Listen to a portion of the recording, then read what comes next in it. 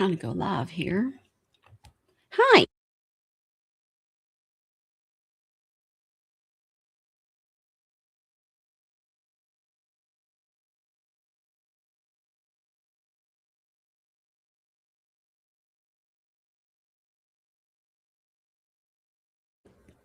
Somebody named Mr. Bunny's already trying to go live with me.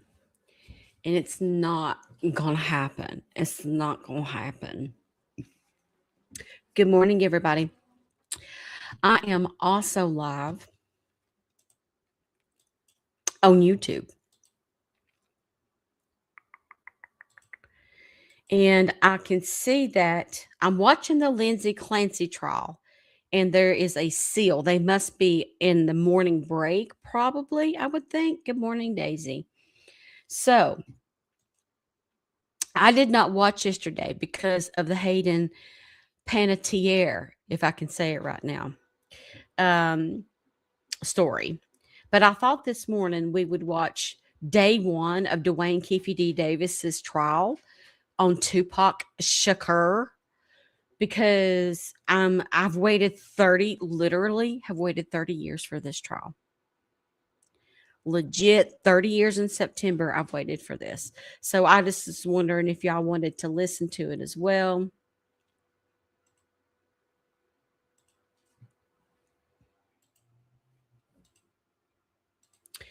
Um, until Lindsay Clancy comes back, or we, it's going to be up to y'all today. I'm going to leave it up to y'all based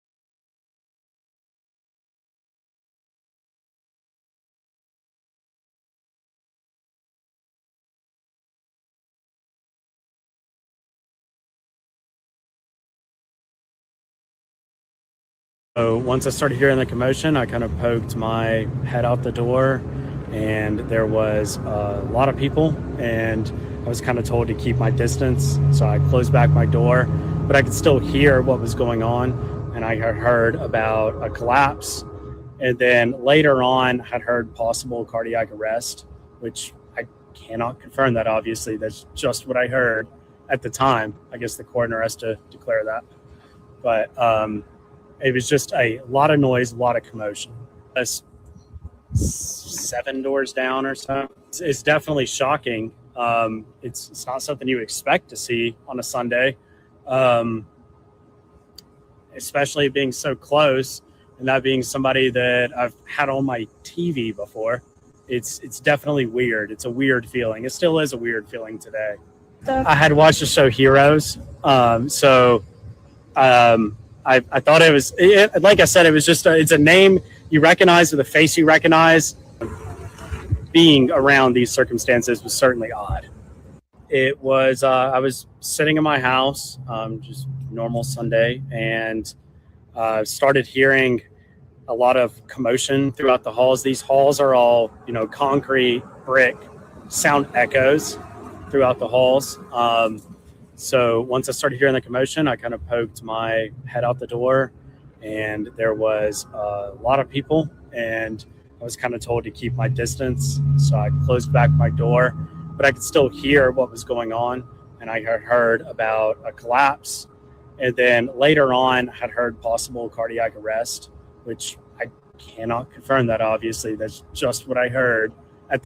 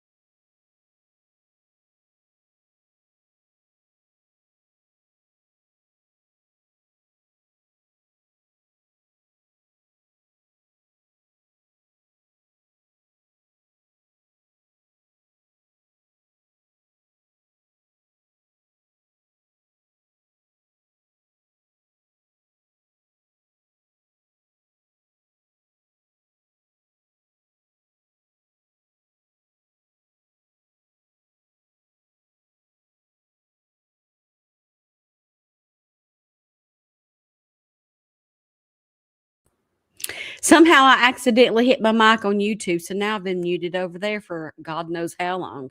Thank you for letting me know, Megan, over there. Rachel Dennis in Costa Rica with Patrick Clancey in Costa Rica, February 2023. So, thank you for the jewels, Megan. Wrong button. Thank you. Guys, I have new merch up. Somebody that's in the comments can type this out, but if you go to SCF, like Steph's case files, scfmerch.com. I'm about to get flagged. Like Chick French. Ooh la la. You can find, thank you, Lady in Red, 2 new designs. One of them is one that, and somebody pin it, it's not letting me pin. One of them is something that I drew, hand drawn, called True Crime Girly. And the other one is I let AI do it because I'm interested. I'm like, but then can it do it in, the resolution that you need for a t-shirt? And sure enough, it done it. So this is one of them, True Crime in Bed by 9. That's the AI one, which I thought was super cute. And this one is the one that I hand drew called True Crime Girly. It's got all your components. So if you go to scfmerch.com, you can order those. They get shipped out promptly. And you can see other designs on that website that I have hand drawn, that you can purchase and have a little part of me with you forevermore. And that's another way to support me if you don't want to send gifts, you're tired of TikTok, this, whatever. Stuff like that supports me as well. So please go there and get those items if you can. All right. I'm going to check on Lindsay. There's still the seal. Tupac Shakur, do you guys want to stream and listen to day 1? It's going to be up to you. We can keep talking about true crime, or we can play the Tupac Schluter trial, day 1. Until Lindsay Clancy comes back. Or we can do the whole thing Tupac. I'm going to leave it up to you, Room. What is your decision?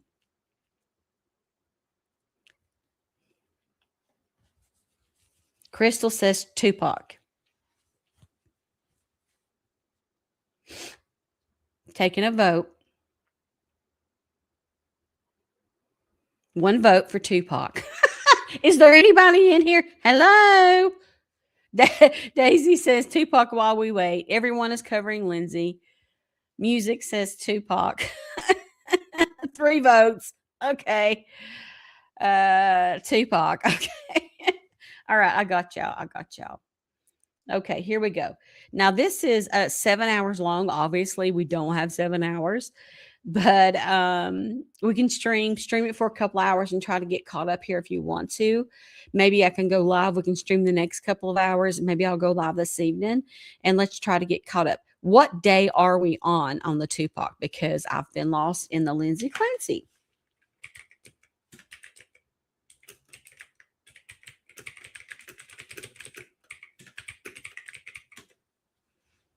I know they had jury selection. I know it started. Okay, so yesterday was day 1, opening statements. Okay, we can get caught up. Okay, this ain't no problem. Okay. All right.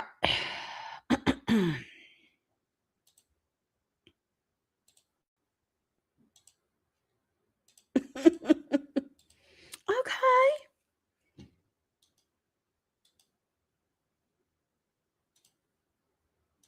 Now, remember, I'm live on YouTube. If you want to listen to the trial and also watch the trial, come over there. It's at Seth's Case Files. I just lost 50 viewers. I hope they all went to SCF merch. Or I've been flagged or tagged by TikTok because they don't want to support their true crime creators.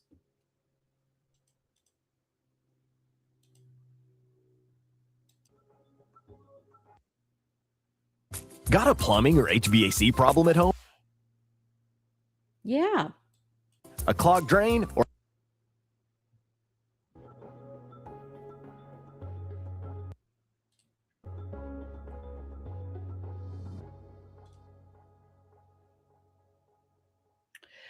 Oh, this is the wrong window. This is the window that I need to be in.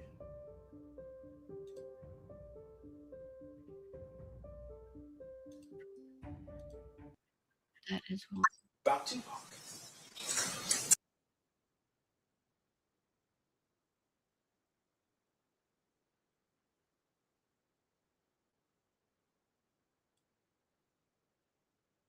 And I guess, Your Honor, I think it was mentioned during jury selection, but at this point, I think both parties would be invoking the exclusionary rule. Okay, so if we have anyone present in the courtroom who's on the witness list, you do need to step out at this time until you're allowed to come back in.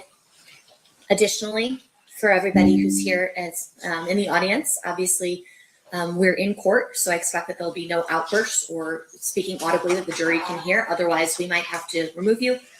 Additionally, if you guys could all check and make sure that your cell phones are turned off or are at least on silent so that we don't have any distractions while we get going. Yeah, no, with regards to the exclusionary order, because of the fact that this is being broadcast, are we instructing as well witnesses to not be watching the broadcast prior to that? We're watching. We were Great point. catching Yes. up on the Tupac Shakur, Anything further? Dwayne Keefy D. Great.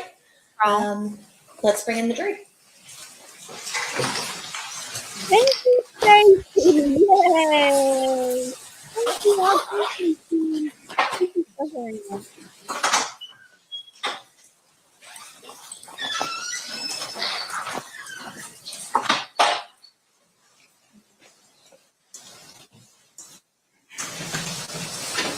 Thank you, Daisy. Thank you for the hat.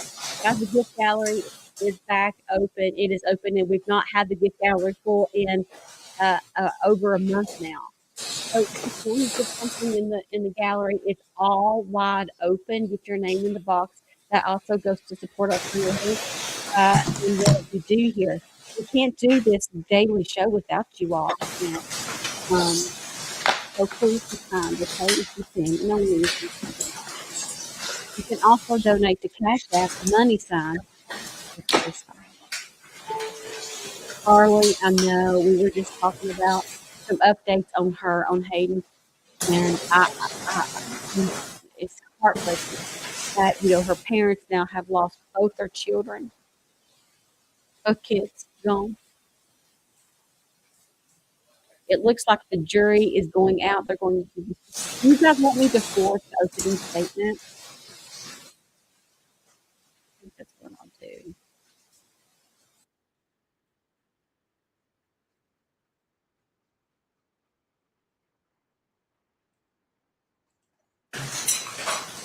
They attack. Oh wait. Okay, I'm just going to go with it. I'm going with it. Did you get that? Yeah, she said she's at around, so I told the judge after opening. What's up, Truth Teller?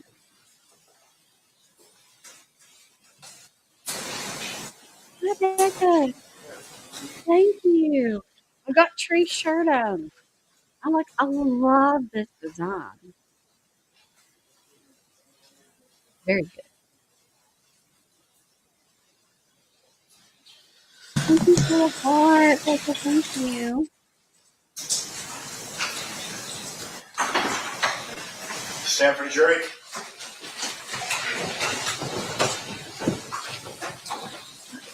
Do this. Sometimes the writing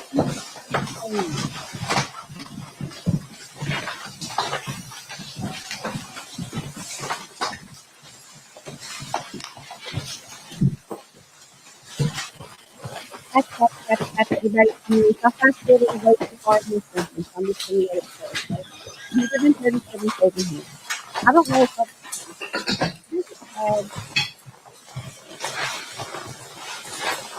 Okay, you made did the party stipulate to the presence of the jury? Yes, sir. I didn't. You may be seated. Do people not care about this? Is it just this OG? Ladies and gentlemen, welcome back. Hopefully you were able to get everything situated over the long weekend, and we look forward to proceeding with trial. Before we get started, we do need to have you sworn. So if I could have you all stand and raise your right hand, we'll proceed with that.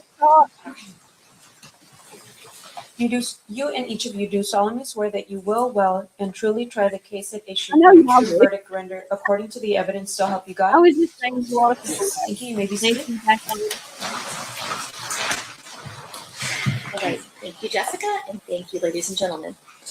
At this time, we're going to turn to opening statements. Mr. Quall, are you ready to give your opening statement at this time? Yes, Your Honor. You may proceed whenever you're ready. Thank you. If y'all want to do anything, I will. I just Good haven't. On September 7th, 1996, Tupac Shakur came to Las Vegas to attend a Mike Tyson fight. After the fight, Tupac, along with Suge Knight, Trayvon Lane, and other people that were with that group, ran into a person named Orlando Anderson. And Orlando Anderson is the defendant's nephew. And when they encountered Orlando Anderson sitting by himself, they attacked him. That attack was captured on video. They're showing the video. Then, a few hours later, Tupac Shakur and Suge Knight drive down Flamingo Road to Club 662, where Tupac is scheduled to perform a concert. Then 2.5 hours later, after Tupac and Suge engaged in the beating of Orlando Anderson, they are gunned down. Tupac is gunned Thank down you, Harley. in a drive-by shooting from a white Cadillac in an act of revenge. During those 2.5 hours, you will learn that the defendant was escalating and planning the retribution for the beating of his beloved nephew. Now, let's be clear. Dwayne Davis did not pull the trigger. But what he did do was plan the retaliation for the beating of his nephew. You will learn that Dwayne Davis got the gun. You will learn that he got into a white Cadillac. You will learn when the opportunity presented itself for retribution, Dwayne Davis made sure that the shooters were armed and ready to execute their revenge. And remarkably, you will learn that from Dwayne Davis himself. I have been. Something's wrong because we're under 100 viewers. I think I've been flagged. I'm going to restart this and come back. I'm going to restart this and then I'm going to just label it Tupac and then we'll continue. Okay. I'm coming right back. I'm going to restart. YouTube, we're good. I'm going to keep going. Just hang with me.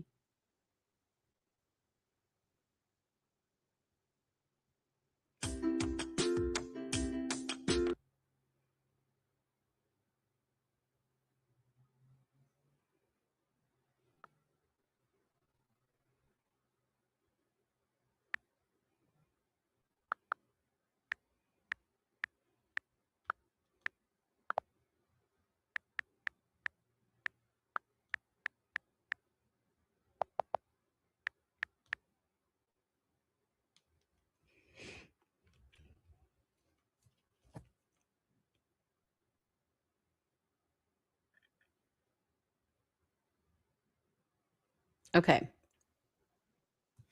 All right. I have restarted. Thank you for being patient with me, YouTube. I have no idea. Like we lost 100. I mean, they just went out the door. And I don't know if it's because I was flagged or if it was because, see, my thing is yellow now. My little house is yellow.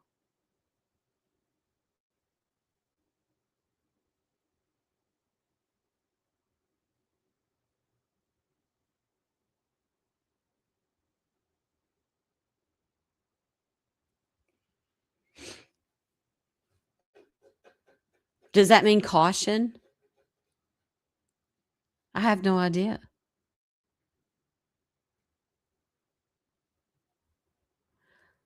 What's up, Lady in Red over here on YouTube? All right, we're going to give everybody a minute to get in.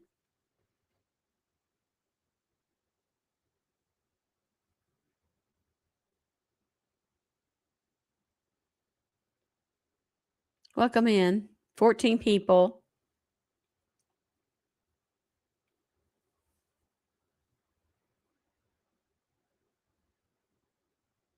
Thir 20 people, 20 souls. Thank you for the floating heart, lady in red. I appreciate that.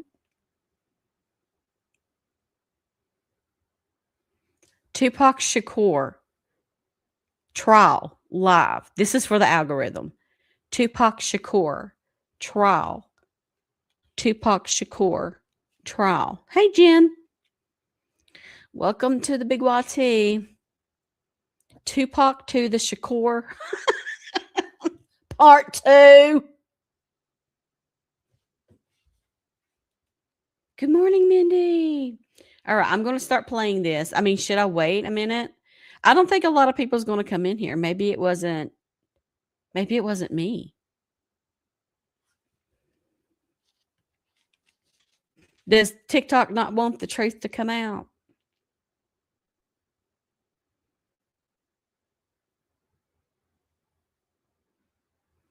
$39. Let's go.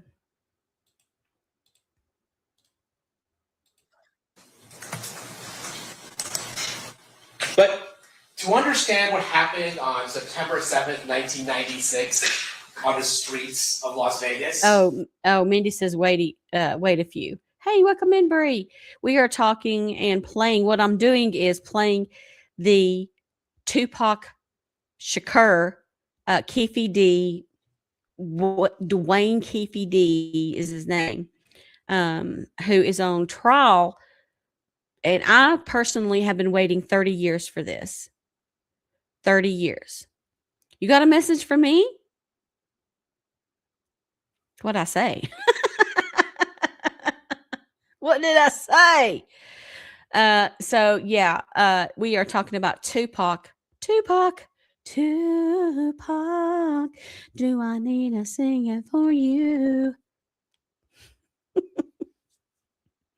Come on. Thank you, Lappy, for the heart. Thank you. Thank you so much. I appreciate you. I really do. I don't even know what the goal is. Oh, it is that. Today's live goal is these flying little hearts because they're so super cute. If you can throw one, it goes to support the platform. If you can't, tapping is clapping and all of those things. 69 souls. Lappy, thank you. Thank you, Miss Cheryl. Thank you. You guys are being really kind to me. Thank you. I really appreciate that. If you guys can send your heart me's too, that'll help get us out. Reposting, liking. If we can get it above 10,000 likes pretty quickly, tap your little hearts out. Maybe some folks will come in. But I'm going to go ahead and start playing this. Maybe this sound will help. But for the rest of us OGs, we want to know what happened after 30 years. And we're going to be finding out. We need to go about 275 miles west to the city of Compton, California. What you'll learn is that Compton is about 10 square miles. But in the mid-1990s, those 10 square miles were occupied by over 30 gangs claiming its territory. And important to this case, there are two gangs, Mob Piru and the Southside Compton Groups. Let's talk a little bit about the Mob Piru. The Mob Piru is a group that associated with the color red. And you'll hear that Suge Knight, the person who was driving Tupac Shakur that night, grew up in the neighborhood of Mob Piru. But by the mid-1990s, he had become a very successful CEO of the record label Death Row Records. But despite, or maybe because where he came from, you'll hear that Suge Knight continued to employ Mob Piru gang members as part of Death Row. They would act as unofficial security, and other times they would engage in, let's call them other acts on behalf of Suge Knight. But Death Row in the mid-1990s was one of the most successful record labels around. They had artists such as Snoop Dogg, Dr. Dre, and of course, Tupac Shakur. And in 1996, Tupac Shakur was maybe the largest and biggest, most successful rapper around. He had just sold, released All Eyes on Me, a double album that was met with huge success. Additionally, Tupac Shakur was a movie star, having appeared in a number of movies in critically acclaimed roles.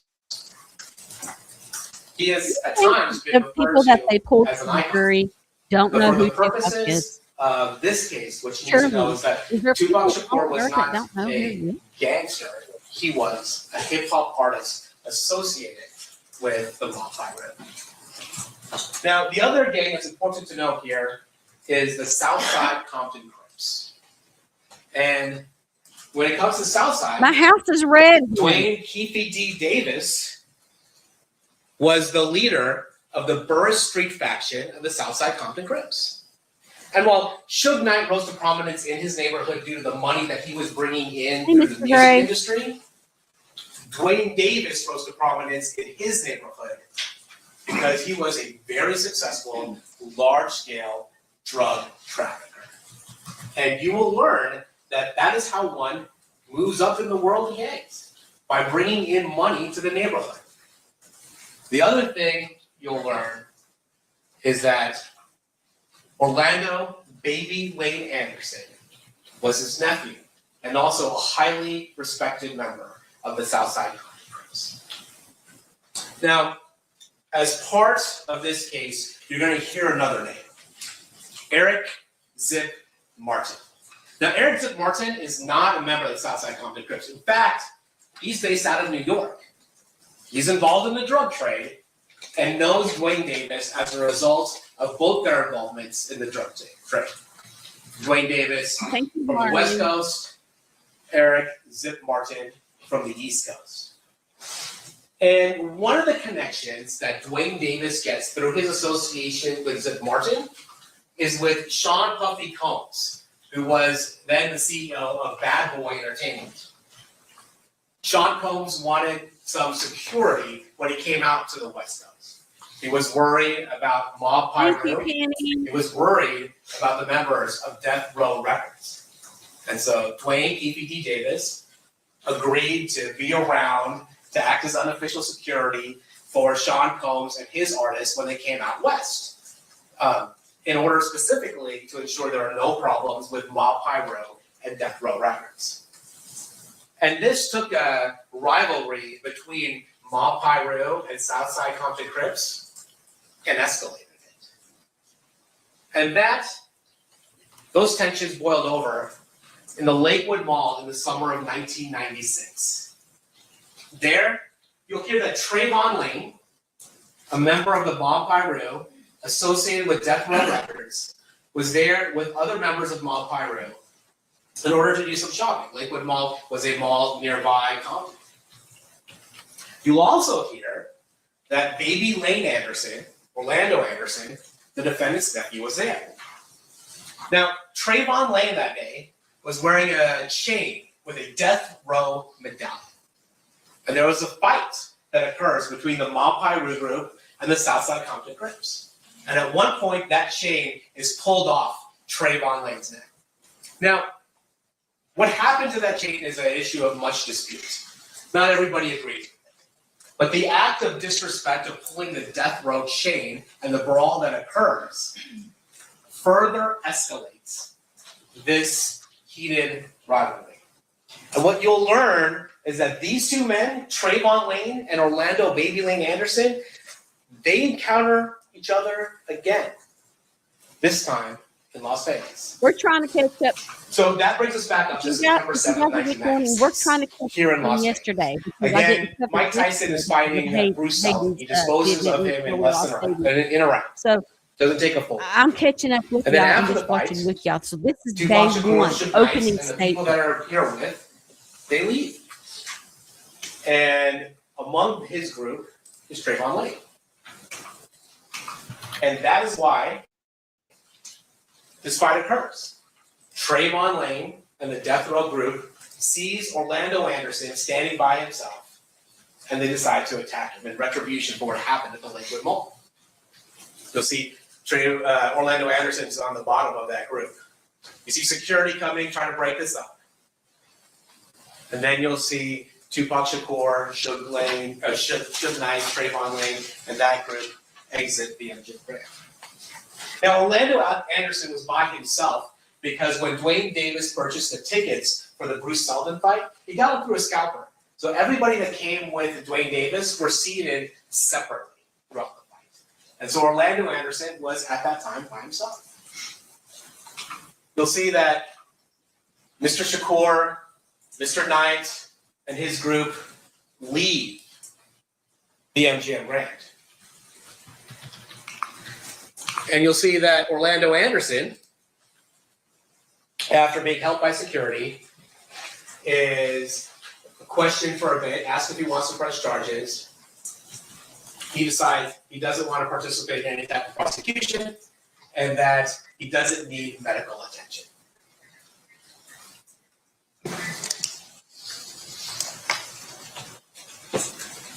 Dwayne Davis hears about this charges against Tupac. and what you will That may hear well that have is been that in his world, The reason there is no question let me pause. that a I'm going to response give you this is thought. Now, required. remember, I have to commentate. I have to have commentary on this, or we'll get flagged again. But the reasoning behind Orlando. Thank you, Tessa. Thank you, Tessa. Oh my gosh, Tessa. Thank you so much for the hearts. You're being very kind to me. Look at Tessa go. Dang, Tessa. Thank you so much. Thank you. I appreciate that. Thank you so very much. The reason, what was that? Where were those? Oh, yeah. The reason why Orlando didn't press charges is because he didn't want Tupac in jail. He wanted Tupac out in the open. So I think they started planning this before they even left. Think about it. If Orlando had pressed charges, Tupac would have probably been in jail or went to jail. I am live on YouTube. It's at Steph's Case Files. We are listening over here and listening and watching together over there.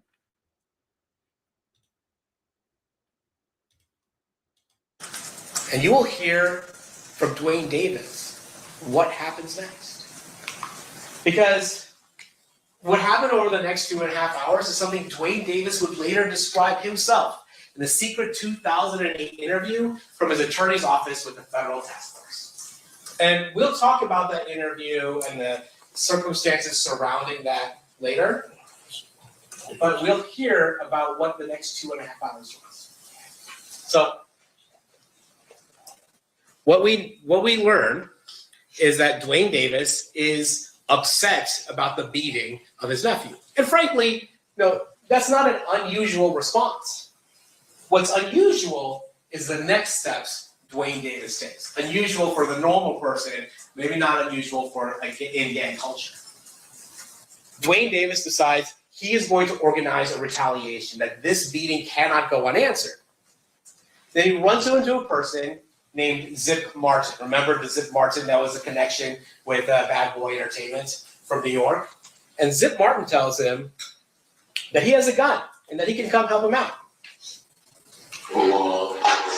Hey, where do you go to? What do you tell Zip right then? You tell Zip, hey, we're gonna go handle this shit or whatever? Yeah, like, y'all want us to come? Like, you know what I'm gonna do? They was they gonna get 6 Stu Club. Who said that? Everybody. Everybody. Yeah, everybody. You know, Well, how do you know that Zip's got a gun? Did she tell it you? was in the lobby, in the lobby. I don't know what's happening right now. Some kind of recording. Do you have one or just tells you, yeah, I got Yeah, I'm asking you help. I said, yeah, okay, cool. I don't know what you. Yeah. So later, Dwayne Davis organizes 2 vehicles to go over to the 662 Club. Before that, he gets the gun from Zip Martin. He goes out to his Mercedes-Benz, gets the gun from Zip Martin, and then after some time, he assembles Zip 2 cars to go to Martin? 662 to violently confront Tupac Shakur and Suge Knight for the beating of his nephew. And you'll hear that Dwayne Davis wasn't initially in the white Cadillac. He goes into a van, and Orlando Baby Lane Anderson, they go in a white Cadillac, and they go to Club 662, waiting for Tupac Shakur, waiting for Suge Knight, waiting for this violent confrontation. And what you'll learn is that Tupac Shakur and Suge Knight don't show up while they're there. We went, I was at 626, they didn't show up. We waited about 15, 20 minutes, they didn't show up. So, they're like, let's go get some liquor. We stopped at the liquor store. I got on my hand, they had to jump in the Cadillac. So what you hear Dwayne Davis say is he got out of the van and goes into the Cadillac. And the plan at that point is to go to a liquor store, get some booze, and then go back to the Las Vegas Strip and party. What the original intention was before Orlando Anderson was beaten at the MGM Grand. But on the way back to the Las Vegas Strip, they see a caravan of cars. And that caravan included Tupac Shakur and Suge Knight. And in that white Cadillac, before the shooting occurs, Dwayne Davis explains that the driver is Terrence T. Brown. In the rear driver's side is DeAndre Dre or Big Dre Smith. In the rear passenger side is Orlando Baby Lane Anderson. And Dwayne Davis himself, Keefy D, is in the front passenger side. And this is how Dwayne Davis explains the murder of Tupac Shakur. They're bringing that up that he, which now he totally retracts. So against everything. Shit. Here they come in that BMW and get your car. And brawls, Tupac. I'm like, there you go. Hey, you turn, well, maybe just one that you turn. They was in a little lane. We just pulled up on the side, checked every car to see where they was. So what directed your attention to was some girl shouting at Tupac? Tupac, he gave us away. Otherwise, they got away. He all ran out, what you do? They was he got him. You did a U-turn, so then you pull alongside of it. You guys were in the car. Have you already had the gun at this point, or at what point you handed him the gun? I thought he was going to pull on our side. You know, that's one of them that going to the out for him, you know. He pulled on his side. So you were fitting the glass if you had to, or you were just? Yeah, we would have been on our side all the way. Okay. So you hand the gun to the backseat. Yeah. You can hear bang. Yeah, Dre, Thank you, like, Crystal. and Lane, like, dude, oh. So what you hear Dwayne Davis admit that as they see Tupac Shakur and Suge Knight driving to Club 662, Dwayne Davis, along with Terrence Brown, DeAndre Smith, and Orlando Anderson, decide to make a U-turn, confront Tupac Shakur and Suge Knight. Dwayne Davis has the firearm. It's a firearm he got from Eric Von Zip Martin, and then he passes it to the back. Dwayne Davis says that if they were on his side, if Tupac Shakur and Suge Knight were on his side of the vehicle, he would have shot them himself. But because they were on the other side, he handed it to DeAndre Smith. DeAndre Smith, according to Dwayne Davis, did not want to shoot at that time, so Orlando Anderson shot into that car. Dwayne Davis explains this over and over again. Literally, on the street. Okay, Lane starts blasting. You say Suge looks over, he sees you. He looks right at you. Are you looking at this? I just know he does something to say, you know. He looks over at you, and then, Tupac's busy getting shot. And the story is Tupac's trying to either get out In the of back seat or something. Yeah, what do you see happening inside that car? I see the bullet going through, yeah, I thought he was dead. I thought he was dead.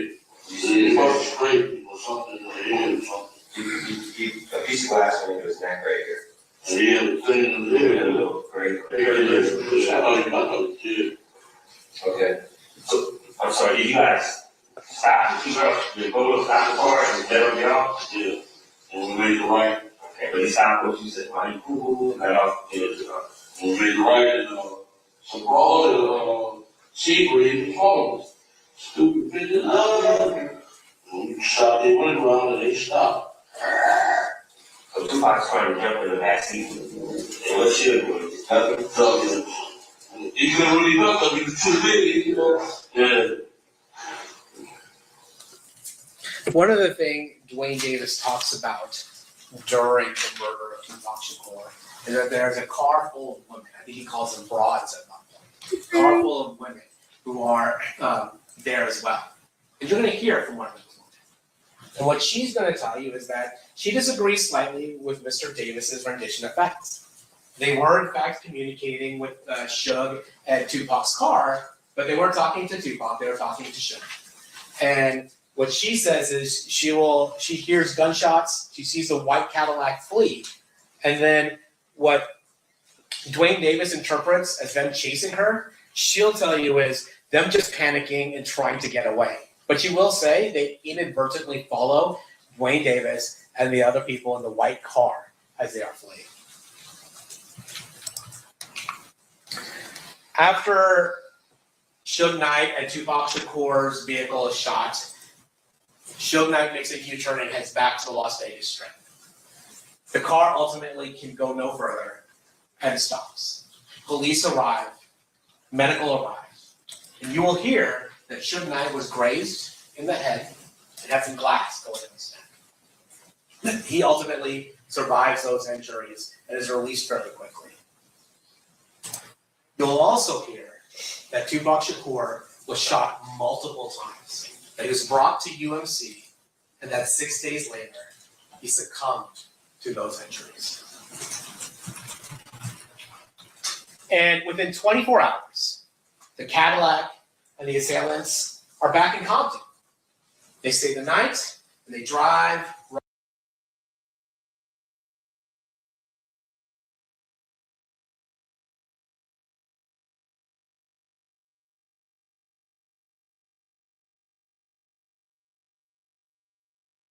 Uh-oh, sorry, I forgot to unmute. I'm having to stop the show for a little twat face named Kayla who wants to watch the trial and not me.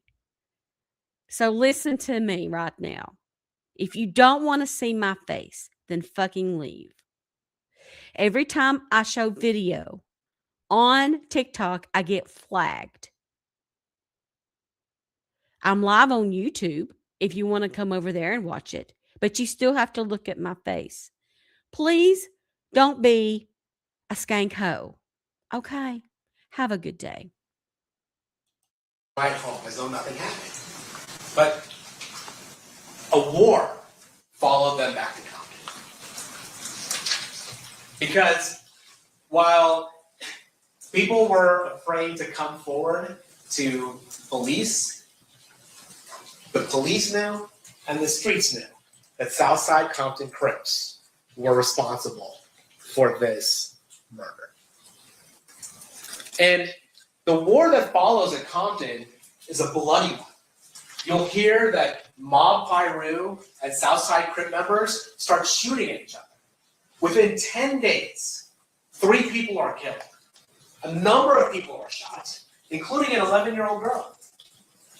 And what you'll also learn is that none of those cases were prosecuted. Why? Because in this context, in the gang context of this, the combination of gangs and guns is scary. And in this world, silence means survival. The one person who has a hard time being silent is Dwayne Davis. You're going to hear from 1998 to 2023, Dwayne Davis has given a number of statements regarding this case. So, as early as 1998, Davis spoke to the FBI He admitted he was in Las Vegas during Tupac's murder, but he denies being responsible. Then in 1990, Davis speaks to the FBI again. And these aren't interviews that are focused on the Tupac Shakur murder. These are interviews regarding drug transactions and drug trafficking. But he does say that Tupac does come up, and Dwayne Davis admits to being in Las Vegas for Tupac Shakur's murder. Says he wasn't involved, but he was mad about the fact that Orlando Anderson was beaten, and that his plan was to handle it in Compton had Tupac survived. Then in 2008, the interview of clips we've heard today, in a secret interview with the federal task force, Davis admits to his role in the murder of Tupac Shakur. And we do need to talk a little bit about this 2008 federal task force. Because what this task force is investigating is not the murder of Tupac Shakur. What this task force is investigating is another rapper's murder. A rapper by the name of Christopher Wallace. Somebody who was known as Biggie Smalls, so the notorious B.I.G. Christopher Wallace got murdered 6 months after Tupac Shakur was killed. And there was some allegation that the LAPD might have been involved. So a federal task force was formed to determine what happened to Christopher Wallace. And the interesting thing about the murder of Christopher Wallace is that Christopher Wallace is killed leaving a party in LA. Also at that party, Dwayne Davis. Christopher Wallace there was a suspect vehicle that involved a Chevy SS Impala, and Dwayne Davis happened to own a Chevy SS Impala.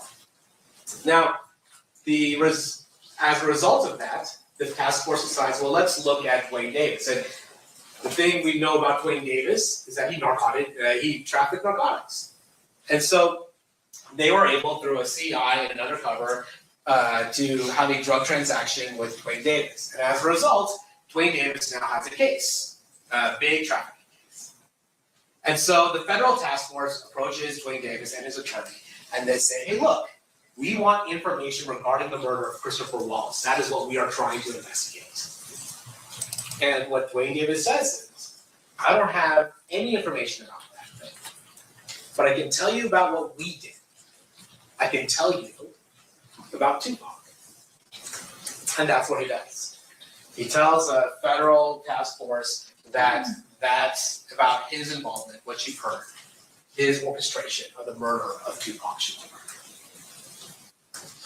That secret conversation, that proffer, was secretly recorded and released later.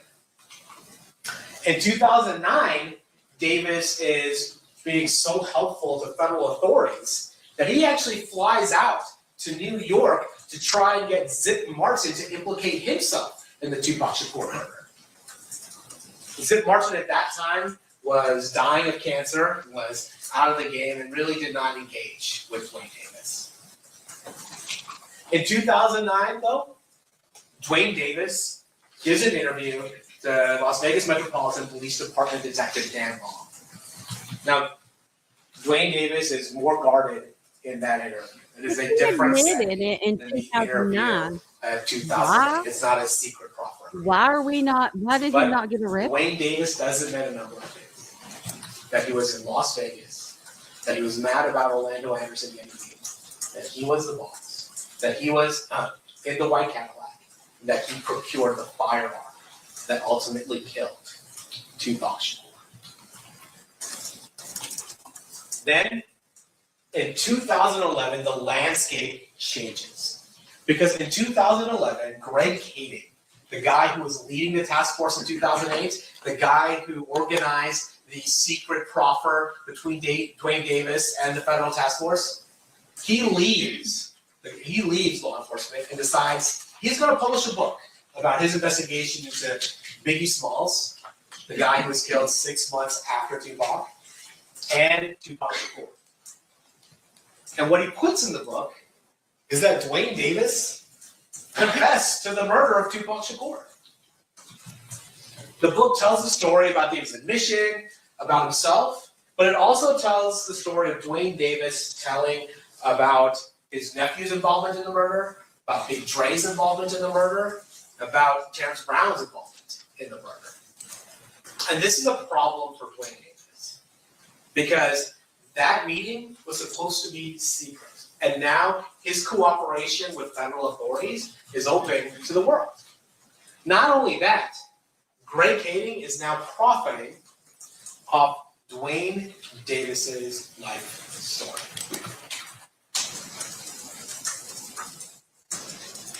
So, in 2017, Dwayne Davis decides to go public. He's approached by the producers of a show called Death Row Chronicles that appears on BET. Yep, I remember he was And this on is that show. just a small portion of what he says is his motivation. This is a replay of yesterday.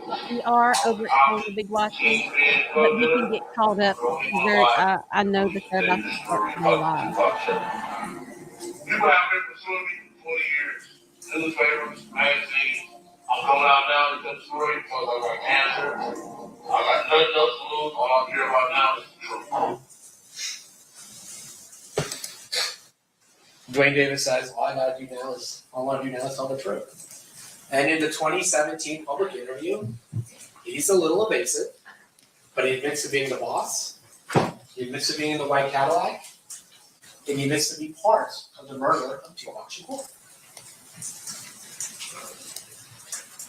And when he says he's the only person that can tell what happened, he's right. Because by 2017, Terrence Brown is deceased. DeAndre Smith is deceased. Orlando Baby Lane Anderson is deceased. Terrence Brown was murdered in an unrelated incident. Orlando Anderson was murdered in an unrelated incident. And DeAndre Smith died from health issues. Remarkably, in 2019, Dwayne Davis then decides he's going to publish his own book. And with regards to the book, it is certainly a lot of self-aggrandizement. But again, the core remains. He was mad about Orlando Anderson beating the beating of Orlando Anderson, his nephew. He was in Las Vegas. He got the gun. He was in the white Cadillac, and he handed the gun to the sheriff. And what you'll notice is a constant thing that always goes through these statements is Dwayne Davis's visceral anger at Tupac Shakur for putting hands on his nephew. In the book, he says, them jumping on my nephew gave us the ultimate green light to do something to their ass. Then Dwayne Davis decides that he's going to do public interviews regarding his role in the murder of Tupac Shakur. So you ended up getting in the car with Baby Lane and them? Yeah, the car was on, yeah. We running to them, went to the light on Sunset and Flamingo. And dude, we acted like he was in a parade or something. And that BMW hang out going, hey, it's Tupac, it's Tupac. And them bitches, shit, they was hollering for him. Yeah, they were that motherfucker. They came up on the side of him. And shit.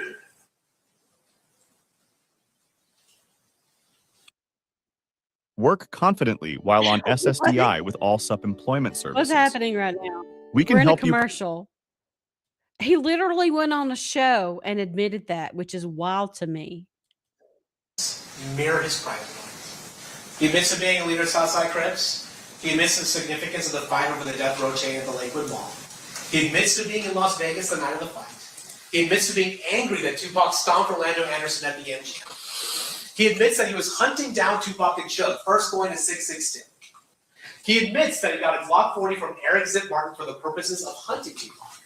He admits that he was in a white Cadillac with his gang members looking for Tupac.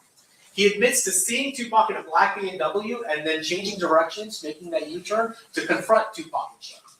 He admits to putting the gun he obtained that night in the back seat of the vehicle so the shooters could shoot. And again, what remains, even as late as 2020, 2021, 22, is Dwayne Davis's visceral anger at Tupac Shakur.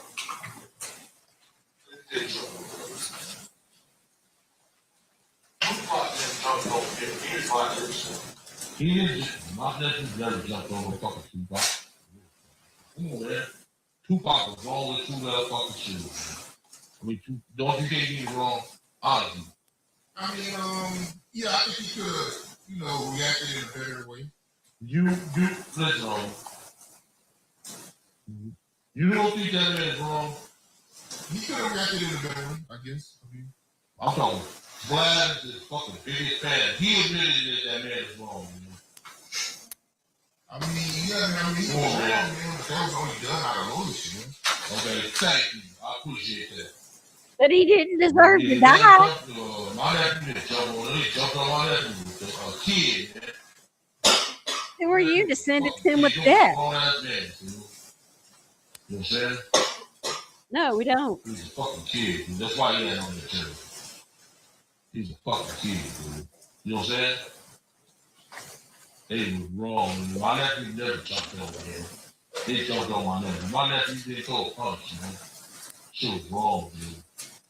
Jumped on the fucking kid, dude. Yeah, but he still didn't deserve to die. And this anger is not just demonstrated publicly, but you will hear as recently as 2024, privately, in a conversation with his son, he talks about his feelings about Tupac Shakur, nearly 30 years after the murder.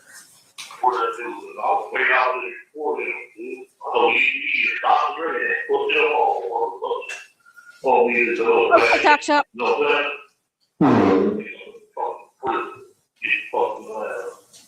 That part over here. Second first.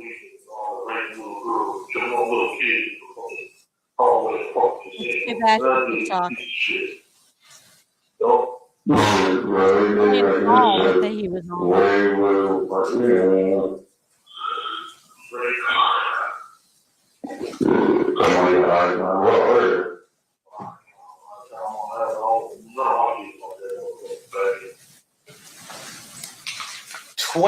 Wow, years that was horrible. later, that is the visceral anger that Dwayne That was Davis horrible. had for Tupac Shakur. It did it in 2.5 hours. He took care of what he thought was the proper response. And 28 years later, he still is angry about what Tupac did. On September 7th, 1996, Tupac Shakur publicly, on camera, participated in a humiliating beating of Dwayne Davis's nephew, Orlando Anderson. And Dwayne Davis knew that in his world, that required a response. And over the years, in private interviews and public statements, and even in private calls, Dwayne Davis has repeatedly told us over and over again about the anger he felt and his own role in the revenge drive-by shooting of Tupac Shakur. And now, nearly 30 years later, we're going to ask you to finally hold Dwayne Davis accountable. Thank you. Yeah.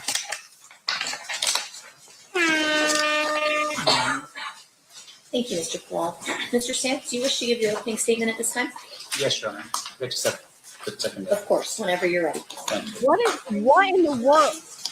What in the world? I think this is What in the world is the defense going to open with? What are they going to open with? You got it, or do you want my What's team the to assist you? I think I got it. This Okay. is it, right?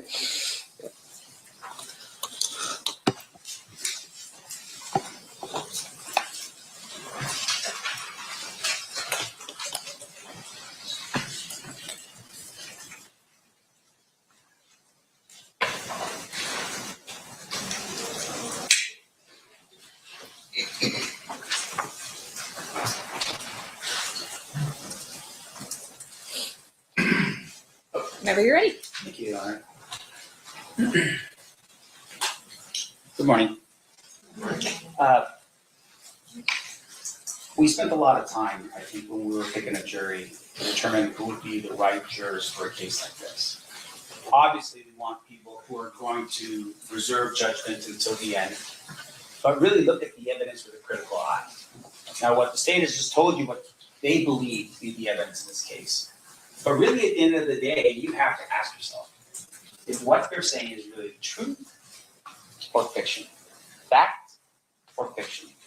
I don't know if some of you recall, but I had asked the question specifically about what you were holding in your hands. And right now, for instance, you're all holding notepads and pens. Did they just have a That would jury? be fact. Right. Did you guys And in this make case, that? for instance, I had asked before about the idea of, I can just do this, right? Microphone. I'd ask some of you, if that microphone was buried and dug up 30 years from now, would it still be a microphone? The answer is yes. And the reason why that's important is because in this case, what they are telling you, they're representing it to be a fact, when it really is fiction. And it's up to you to determine what the facts are in this case. Now, I'm going to give you a timeline here for you to understand just a little bit of how this is going to work, because there's so much evidence in this case that we have to sort of compartmentalize some things. And what I've done is really just sort of focus on the three detectives I'll shut that this work down and do this Lindsay. file. So just from so that we can get beginning to openings now. done, because First we want to detective go you ahead will and hear about day is two, Detective Becker. knowing the He openings works is the pretty much file. a summary of the whole He's the trial original anyway. detective on We can scene. do that. Detective Long takes over the case for about 15 years or so, and then it ends with Detective Mogg, who presents this to the grand jury in 2023. But why this timeline is relevant is because you have to see the span of time for yourself. 30 years. And ask yourself this, what facts do they have after 30 years? Now, Detective Becker does what every homicide detective does when he arrives on scene. He's assigned to the case. He starts his investigation. At that particular time, though, Tupac Shakur was not dead. He was critically injured. He was at UMC. And it isn't until 6 days later that he passes away. But Detective Becker starts his initial investigation because it's pretty serious. And as a result, he just takes over the investigation. What he will testify to is that Flamingo Cole on a Saturday night in the middle of a fight between Mike Tyson and Bruce Seldon, it was very busy when he arrived. And he arrived at a time where he was able to determine cartridge casings, .40 caliber, that was found at the scene. That's another fact for you. But at some point, they're going to learn, he learns that potentially it was a Glock 40 that was the actual firearm that was used in this case. And then when crime scene analysts arrive on scene, they document the evidence and they document the cars.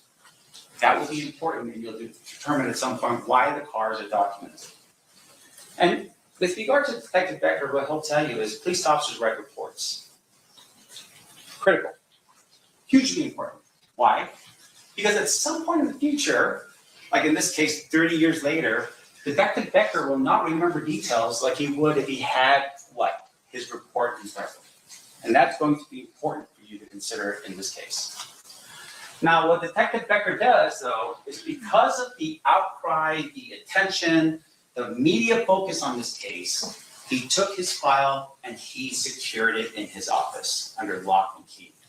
Because he was worried about leaks in Metro, leaking information out to the public, because so many people wanted to know answers to the question as to what happened and who did this to Tupac Shakur.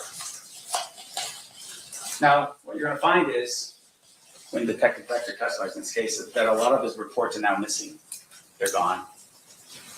Which is Metro's responsibility to hold and to pass on to the next detective, and then finally to the next detective. Now, Detective Becker also did not trust Compton PD. Why is that important in this case? Because there's an individual by the name of Reggie Wright Sr. He was a lieutenant working in Compton in charge of the gangs in Compton in terms of investigations. His son is Reggie Wright Jr.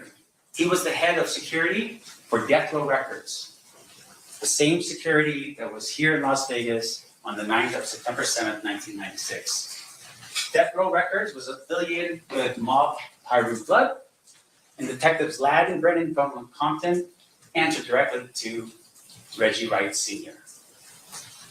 Becker did not trust Compton PD.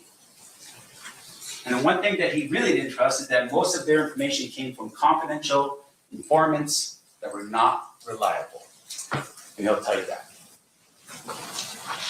And because of his intuition, Compton PD was shut down in September of 2000 due to internal corruption. They just evaporated the police department, and the sheriff's department for LA County absorbed the responsibilities for the police department in Compton because of the corruption that was there. Now, what facts, right? Just like the pads of paper that you have in your hand and the pens that you have in your hand, what facts can we determine from Detective Becker's efforts? First and foremost, we know that Tupac was shot multiple times. That's a fact. That can be proven. We know that it was with a .40 caliber firearm. That's a fact, due to the cartridge casings. On the corner of Flamingo and Humboldt. That's also a fact, right? We're on board so far? We know the date, September 7th, 1996. That is a fact. You know what else is a At fact? 11:17 p.m., we know that's This is a fact like, as well. okay, And then what, there finally, is no that defense he so was far. in He's a just talking vehicle about facts. during Russia at night, and then What he's Tupac saying dies is, 6 days later. I guess what his point is Those trying to get are the jury to facts think is that it's that not will really a not be fact refuted by anybody in this courtroom during the time that we Keefy spend said together. what he did, but he's on But video here's the one saying thing. that. What's the point of this? There are no facts to point to Keefy. Not one. You're going to hear about this over and over and over again. No facts, like the microphone in your hand or the pad of paper that you have that you write on. Detective Long takes over the case in 2002, and he has it from 2002 to 2017. He was, interestingly enough, on the gang unit, and at the time of the shooting, he was in the gangs, and he had been one of the first to arrive on scene. He will testify and tell you that every time he did something on this file, he wrote a report. Because that's important. That's what we do as a police officer. And he conducted follow-up interviews, and he made some travel to Compton. He will tell you those things. That's his role in all of this. But here's the thing. Detective Long also encountered some challenges in this case. They had to hide the case file with Metro because people were still accessing the file in Metro, and they weren't authorized to do so. So they changed the case number so that people couldn't find the file. In addition to that, what you're going to learn is LAPD reached out to him, called him up and said, hey, Detective Long, we have the gun. And we've tested it, and it matches back to what you're looking for in terms of the weapon that killed Tupac Shakur. Detective Long goes to LAPD, gets the gun, transports it back, gets it tested, and it comes out as not a match. LAPD tells him after, we gave you a fake gun to test you out. This is the level of, I don't know how to put it, that was going on during this time period between Metro, LAPD, and Compton. This is what's happening during this time period. These, according to Detective Long, became very scarce and stale, meaning that it was just taking a long time for him to follow up with people. Witnesses became unavailable. Why do you think that is? Because of time. So as a result, memories started failing because of that time. So Detective Long had these challenges. But here's what Detective Long does. He interviews Keefy in 2009. Sits him down, has an interview with Keefy, just like the state said. And guess what happens? Detective Long doesn't even know that Keefy had actually spoken to a task force the year before. How is that possible? Metro is the agency responsible for the investigation of Tupac Shakur's murder, and they don't even know about this.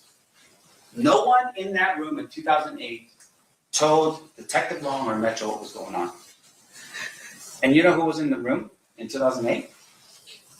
You had FBI in the room. You had DEA in the room. You had LAPD in the room. You had the United States Attorney for the Central District of California in that room. And Detective Long does not know about any of that. What you will also learn is out of all those people in that room, not one person verifies what Keefy D tells them. That the FBI, the gold standard of investigation in our country, did not go out and follow up on what was said. Now, one of the things the state showed you was a picture of a car and indicated there was 4 individuals in that car. And they tell you that at some point, 3 of those individuals are dead and Keefy's the only one that's remaining. But at the time that he gives his statement to the task force in 2008, there's another individual that's still alive. They never interviewed that individual to verify if that information was true. Why not? Because the FBI just fell asleep, that the LAPD just didn't care. Keefy was never charged for any of what he said during that time period. And it's because they knew he was full of crap. Otherwise they would have. Why wouldn't they? When Detective Long comes back to Las Vegas, he goes and he talks it over with the Clark County District Attorney's Office. And you know what happened then? They didn't charge the case either. For the love of God. In 2009. Ask yourself the reason why that is. It's because they just didn't care about Tupac Shakur or his life? Or is it because they looked into it and realized we can't verify this information, we don't believe this to be true? Why would the Clark County District Attorney's Office not charge him in 2009? Now, what facts do we get out of Detective Long based upon what he did for those 15 I have that years? same question. We don't have any facts. Outside of statements made allegedly by Keefy D and other people, we don't have anything to verify any of that information. Not one single thing to corroborate the statements made by that man in 2008 or 2009. Not only by Metro, but by the FBI, by LAPD, by the DEA, by the United States Attorney's Office. No one corroborates any of this. So 2017 comes along, and an entity called the Center of Investigative Reporting, they file what's called a FOIA request with Metro. And what that means is FOIA is the Freedom of Information Act that allows or requires government agencies to give up information if you ask for it. That's the rule. It's to be transparent. And people wanted to know what was going on with the murder files. This is 2017. This is years after any of the statements that were made and anything else. Where's the investigation? What's going on? Well, Metro said, no, we're not going to give it to you. So in 2018, the Senate turns around and files a lawsuit against Metro to force them to give them the file, to show them what work had you been doing over, at that particular point, I don't know, what's that, 20 years? That's when Detective Mogg enters the picture. What you will learn is that Detective Mogg basically says, I'm here just to close out the case. He's not here to solve the mystery of who killed Tupac. So with everything you have in front of you that you're now hearing for the first time in terms of the statements that were made in 2008, 1998, 1990, whatever, Detective Mogg comes along and says, I'm just here to close out the case. That's his role. And what you're going to learn is Detective Mogg received a copy of what's called the Death Row Chronicles in 2018. It's not a deposition. It's not testimony under oath. It's edited and it's done for extreme purposes. He receives a copy of it. You know what happens when he receives that copy of the interviews that the state has basically shown you in this case? No charges filed. Why? So, Keefy writes a book, allegedly. Right? Allegedly, he writes this book called Conquer Tree Legend in 2019. You know what happened with the book? Right? Even he confesses to it. What you find is no charges filed. We've got an alarm going off on What the is phone going in on? court. And District Attorney's Office doesn't want to charge the case. No charges filed when the interview happens. No charges are filed when the book is written. What is going on? 5 years goes by. you know what I mean? Introducing custom holographic stickers from Okay, so I think we got the gist here. I know that it's like I think we got the gist here of what's going on. He's trying to convince the jury that Keefy made all this up to be a badass. Now, what a search warrant is is that in July of 2023, around that time period, a search warrant requires a police officer to get permission from a judge to basically violate the sanctity and privacy of your home. Right? There's got to be legal reasons for it. He's got to go through that process, and he's got to ask permission from a judge in order for him to get that. And what he does in that search warrant application is he assures the judge, hey, what we are looking for is in the home. The thing that's going to help us solve this crime, who killed Tupac, is in the home. And he signs an affidavit, and that's important. I want you to remember this. He signs an affidavit attesting to what he's saying to this judge to be true and correct. What he says is, I think we have evidence in Keefy D's home that will solve the murder of Tupac. So up until this point, they've got all these statements, they can't be corroborated. So now they're saying, we have evidence in this home that we think probably is in the home. And as a result, we're going to find this evidence. It's going to help us solve this case. What I'm going to tell you right now is they don't find it. And in the meantime, Detective Mogg retires. He now becomes Mr. Mogg. And Mr. Mogg goes to the grand jury. And in the grand jury, it's a secret proceeding. We're not there. The defense, isn't sitting like we are here. It's just the prosecutors. There's a panel of people called the grand jurors, and you have people come up and they testify under oath. And there's really no way for the defense to challenge any of it because it's done in secret. We don't really know about it. But in this particular case, Mr. Mogg is sworn to testify truthfully. And you know what Mr. Mogg does? He just reads pages of the book into the record. He doesn't do any more in terms of an investigation than read pages of a book into the record. He never documents in any of his efforts any verification of the book before he reads it into the record. He walks up, gets on the stand, and reads the book as if it's the gospel truth. And that's what he does. He treats that book like it's fact. Now, what you're going to find out about Mr. Mogg is that he never wrote a report. So when he took over the case in 2017, all the way up until when he retired in 2023 and was in front of the grand jury, he never wrote a report. Not one time. Not like Detective Becker and not like Detective Long. And not like any other police officer who does their job. This man never writes a report. In fact, what happens is he transitions, right? He's a Metro detective, he retires, and then he gets a job working as an independent contractor for the district attorney's office as an investigator. And as an investigator, he doesn't have any police power.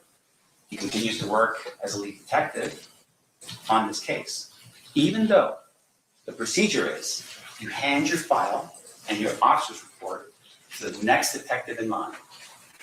That's how this works. But he keeps the file for himself and he starts billing against the file after he retires as a detective with Metro. Because now he's an independent contractor. That's important to know. Why is that important? Because what the evidence is going to show you is that he backloaded his work. And when he finally writes a report, it's not an officer's report, it's an investigative report that spans from 2018 to current, and we just received it about 5 weeks ago. The importance of capturing everything you do, the accuracy that you would need to be able to be in court on a murder case, not some type of college paper that you forgot to do and then the last second just put something together and get it out the door. Mr. Mogg does not do any of that. That's going to be important later for you to consider. Because according to that report that he submitted 5 weeks ago or so, he never verified the book. According to that report, he never investigated any of the alternate theories that were out there, and you're going to hear about those alternate theories. There are people who have developed over time answers to the question, who did this and why? He never looked into any of it, which I think, At the end of the day, don't you want to see what's out there to help you with your investigation? And according to his He's work, so guilty. his This is report, so he did already more over. on the case after he became an investigator than he did before when he was a detective. No, this is already over. This What I'm going to tell you right now is so what you're going to find over. when you listen to all the evidence that his work was biased, sloppy, and incomplete. Who Those is are the his three things you're lawyer? going to determine Court for Mr. appointed? Long.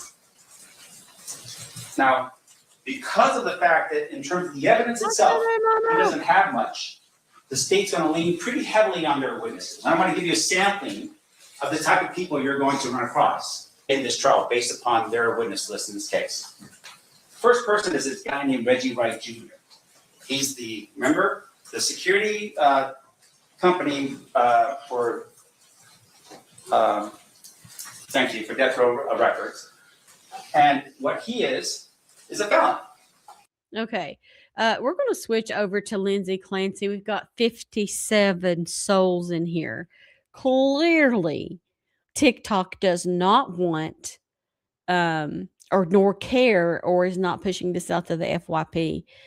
And I don't know why. I don't know what they would have to against Tupac. I don't, but watch. Let's watch and see what happens. I'm just curious here. We got 59 people in here. But just listening to the opening statements, they got it. There's not even really a defense.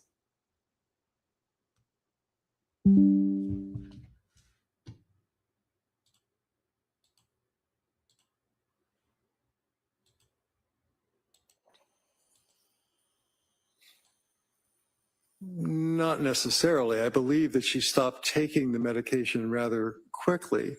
And I'm not sure which pill bottle you're discussing because, as you said, I didn't review a police report. Stand is Dr. Donald Conde. He's a psychopharmacologist.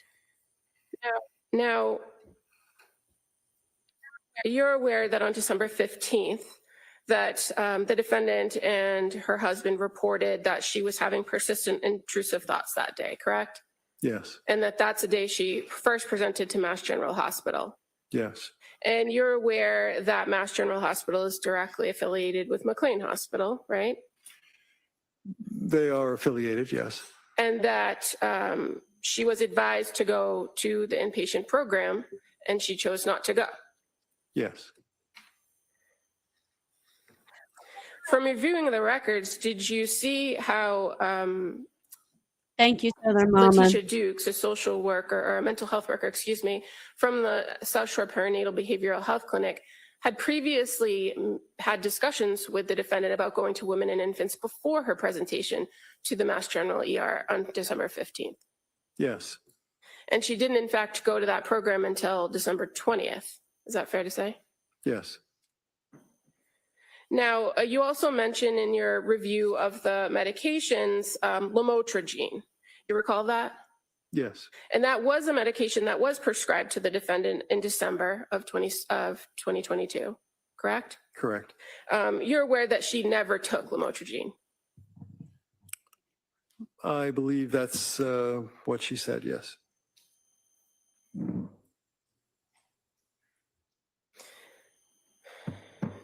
Now, you also were asked, or you spoke about Seroquel. So you're familiar with the prescription or what was prescribed of the Seroquel over the period of time from November 30th through early December, correct? Yes. You've reviewed that. And so I think you testified on direct examination that the initial dose was a low dose, 25 milligrams. Correct. And you're familiar, that is a fairly common dosage, a low dose to prescribe to address some sleep issues. It is, yes. And you're aware that for people who are suspected or have bipolar disorder, that the levels of prescribed are generally much higher than 25 milligrams, right? Yes, they would be. They could range anywhere from 100 milligrams to up to, what is the range, if you know? It would go up to 800 milligrams. And so in this circumstance, you're aware that Rebecca Gelada had suspicions about bipolar disorder, right? She mentions is she wearing a bow today? Yes. And without relief, she recommends titrating or going up on the Seroquel over a period of time, right? Yes.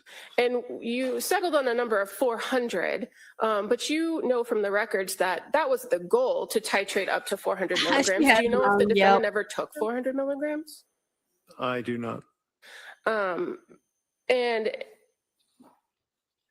you're also aware that once the defendant started reporting having symptoms and concerns about the Seroquel, that she had requested to taper off the Seroquel, correct?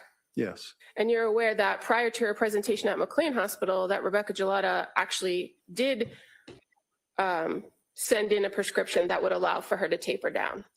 Yes.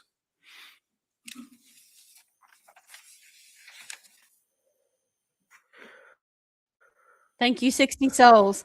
Tap, tap, tap. And when the defendant was admitted to McLean Hospital on January 1st, she was already on a taper plan, meaning she had gone back down to approximately 100 milligrams per night. I believe she was, yes. And that at McLean, they further immediately started to reduce the dosage with each night. I believe that was the plan at McLean, yes. So the first night she was there, she went down to 75 milligrams, correct? I believe that's correct, yes. And then by the time she was discharged, she was at zero. Condi, he's a psychopharmacologist. Yes, and they were talking about the amitriptyline. Well, did she leave McLean Hospital with a prescription for amitriptyline? I don't know if she left with a prescription, but it was discussed in the records that they recommended that. And as of January 12th of 2023, you're aware that the only active prescriptions for the defendant were for amitriptyline, right? Yes. And Valium as needed and trazodone. That sounds correct, yes.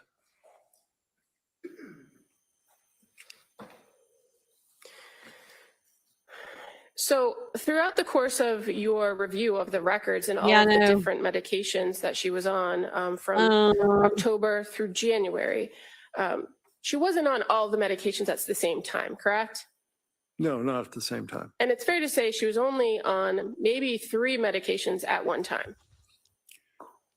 3, there might have been 4 at one point, but yes. And she had expressed particular medications that she wished to return to, like Ativan at some point, correct? She was quite ambivalent about Ativan and talked a great deal in the records about being worried that she was addicted to it. But Ativan tended to work for her, correct? It made her feel less anxious.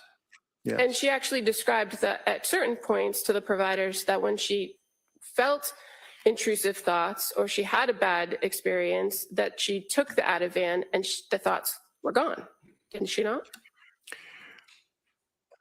I'm not sure that she said the intrusive thoughts were gone, but she would feel less anxious when she took it.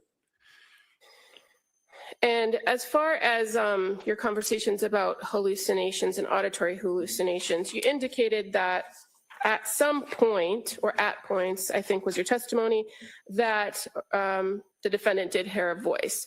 But you're aware that she never reported to Jennifer Tufts that she heard a voice. She did not. She never reported to Rebecca Gelada that she heard a voice, did she? She did not. She never reported to Letitia Dukes that she heard a voice. She did not. And the only time she's ever said that she heard this voice was on January 24th of 2023. Is that fair to say? Correct. Thank you. Nothing further. Vicky, I have to say, Vicky on Facebook, I agree with you. Whether or not Lindsay, after all the symptoms that we've already gone through, told Rebecca Gelada that she heard a voice, told Dr. Tufts that she heard a voice, and denied that she heard a voice. Would you agree that there are reasons that a woman would not tell the doctor or minimize their symptoms out of fear? Yes. What kind of fear? Fear of what? Well, in the records, it's stated that Ms. Clancy reported she was worried that her children would be taken away from her, perhaps by the Department of Children and Families, if she reported very severe symptoms. The other thing is, as a healthcare professional, boards of registration sometimes take a dim view of people who have been in treatment for certain psychiatric illnesses. And so she might have been concerned about her nursing license, but that's speculation. So there are other reasons why a person may be concerned about telling healthcare providers, mandated reporters, that they're hearing voices, correct? Yes. Would you agree with me that you don't have to see the proverbial unicorn in the corner to your health provider to be suffering from psychosis? Yes, that's true. And can you tell us, Council was asking about the symptomology, psychosis, is that something that just grinds on for day after week after month, or is that something that comes on out of nowhere very quickly? No, overall. It can be quite episodic. What does that mean? It means that an episode can start and stop, and then an interval of time goes by. It could be days, weeks, or months, and then another episode occurs. Council asked you about bipolar disorder, the suspicions of bipolar disorder from Dr. Gelada, and then talked about the prescriptions that were prescribed. Is it, in your opinion, appropriate to prescribe a selective serotonin reuptake inhibitor to a person that is bipolar? No, overrule. It would be considered something to be done cautiously and usually with a mood stabilizer begun at the same time to prevent the possibility of making manic symptoms worse. Thank you, sir. Buckingham. So just briefly, you didn't interview the defendant, did you? I did not. You don't know what she was concerned about. You're speculating. Oh. Yes. And uh-oh. For No person who's begging princess. for help, wouldn't it be important to be honest with the providers about what you're feeling, seeing, and hearing? It should be, but that's not always what doctors find. Nothing further. Right. Oh. Anything further? All right, thank you, Doc. Let me sit down. Thank you. They are switching. They might go to lunch right here. Let's see what happens. Can I see a sidebar again? Okay, they're having a side by. I totally missed yesterday. I don't know what happened yesterday in the Lindsay Clancy trial. I don't know who was on there. I don't know why they have this box on their desk called Live, Laugh, Love. I don't know. I don't understand that part. But so far, I mean, Vicky from the Facebook said, I think they are going to win this, and I have to agree.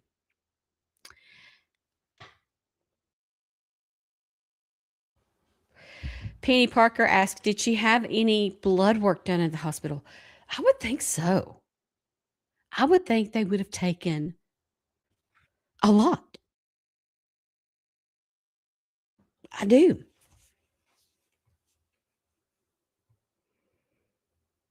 I really do. Or I would assume that. I would assume it. They're probably going to do a sidebar and they're probably going to come back and say, we're going to lunch. That's what I'm going to assume. Meanwhile, the Tupac Shakur trial is not live yet. Okay, we're back. So members of the jury, what we're going to do is we're going to break at this point till 2 o'clock. 2 p.m. Right? And much of the next longer break will be trying to resolve the technology issue that we had. And so if it's resolved, we may call one witness. If it's not, we'll call another witness. So we're going to try and get that all done during the break. So with my skills and technology, that's why we probably need a little bit longer than just the hour. So we'll in recess till 2 o'clock. That's photo albums. Okay. Thank you. All rise, please, Your Excellency. That's picture albums that got on the desk. I wonder what that was about or will be about. I've got a doctor's appointment at 2:45, or I would totally start streaming at 2 because I've missed so much. I feel like I need to get caught up.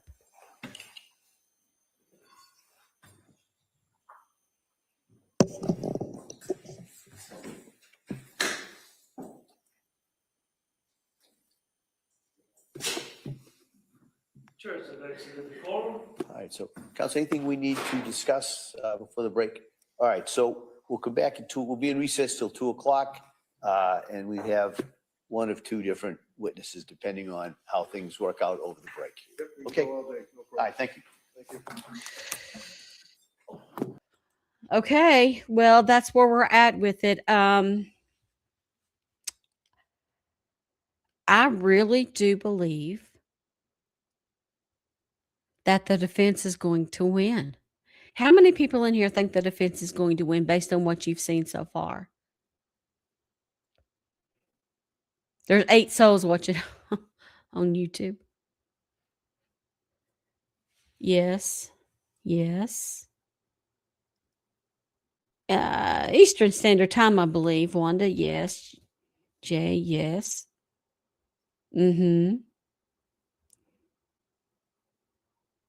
Labio's convinced. Yeah, me too. I hate to say it because we're all advocates for the children here. Nobody wants children to die, right? We are all advocates for the children. We are all advocates for the children. Okay. But I think the defense has pointed out the misuse of medication and the all of the downfalls of the communication between doctors and patients. Daisy, if it's a hung jury, okay, let me ask y'all this. 171 cells in the room now. If there's a hung jury, do you think Lindsay will be able to make it through another one being physically inside the courtroom?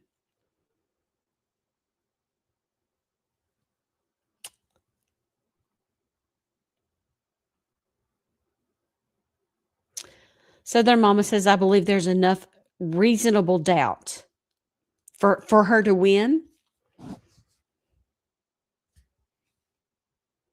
Perhaps.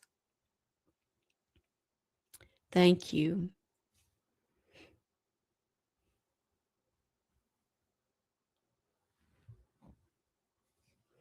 Thank you.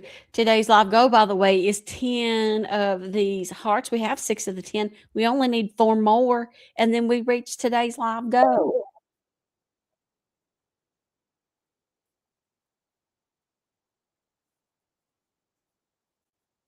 What is going on?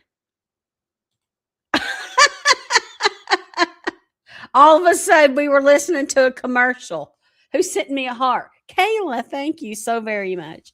Thank you. I appreciate that. Lord of D-Day, honey. It's 197 souls in here. So clearly, TikTok does not want to talk about Tupac.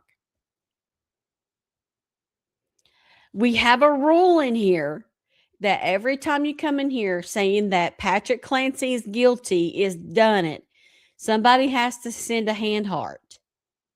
It's like taking a shot every time somebody wants to say Patrick done it. Because Patrick didn't do it, honey. I know we want to believe and we want heroes here. We want a hero. We want to be able to solve this case, but they've got it under control. Thank you, Angela, with the barrel race. They got it under control. Yes.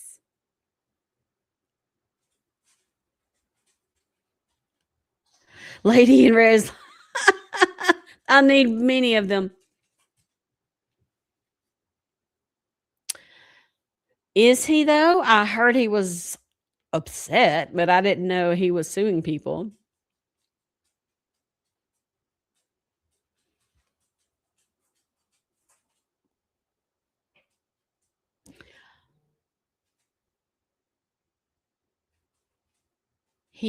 Yeah.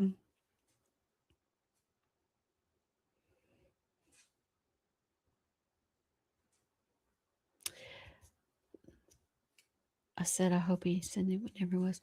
Well, look, the bottom line is we are not having a trial for Patrick Clancey here. It's just not going to happen.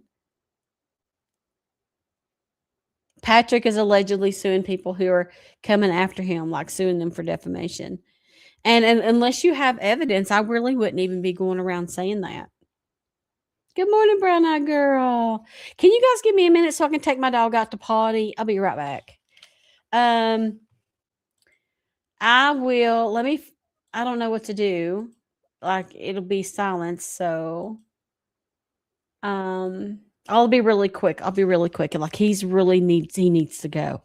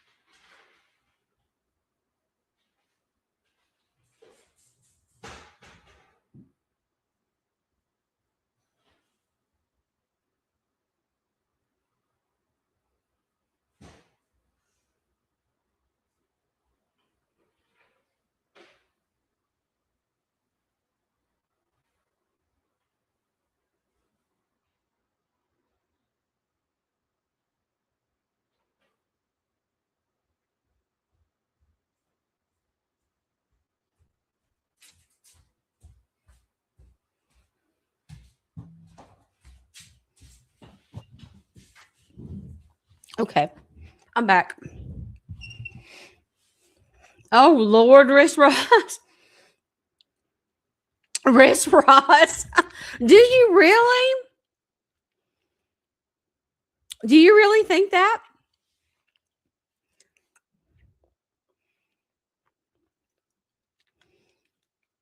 Or are you just saying that?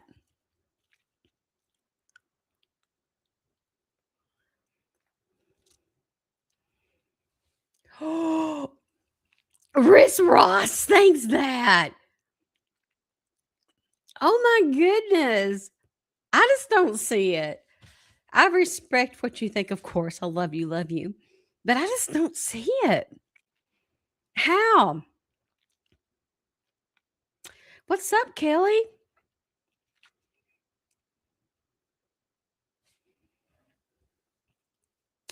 How would he pull it off then? The different clothes and the different shoes, I'm not buying it. I don't think he done that. I think it would be too elaborate for him to frame her.